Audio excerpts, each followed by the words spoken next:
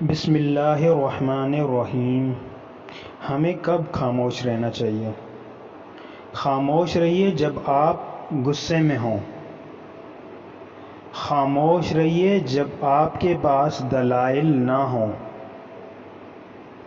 خاموش رہیے جب آپ نے کسی بات کی تحقیق نہ کی ہو، خاموش رہیے جب سننے اور سیکھنے کا وقت ہو، خاموش رہیے جب کوئی گناہ کی بات کو لے کر مذاق کرنے لگے، خاموش رہیے جب آپ کی باتوں کا غلط مفہوم لیا جانے لگے، خاموش رہیے جب دوسرے اپنے معاملات طے کر رہے ہوں، خاموش رہیے جب آپ کا بولنا کسی کی دوستی توڑنے کا سبب بننے لگے، خاموش رہیے جب آپ کسی پر تنقید کرنے لگیں، خاموش رہیے جب آپ بات کو پرخلوص طریقے سے نہ کہہ سکیں، خاموش رہیے جب آپ کو کچھ بول کر پچھتانا پڑے،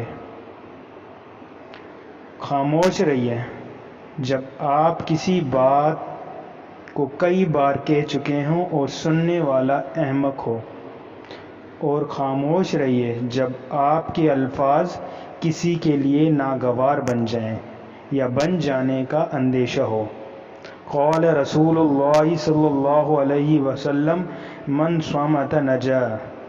رسول اللہ صلی اللہ علیہ وآلہ وسلم نے فرمایا، جو شخص خاموش رہا اس نے نجات پائی۔ تو نجات کے لیے کچھ جگہوں پر خاموش رہنا بہتر ہے۔ جزاک اللہ۔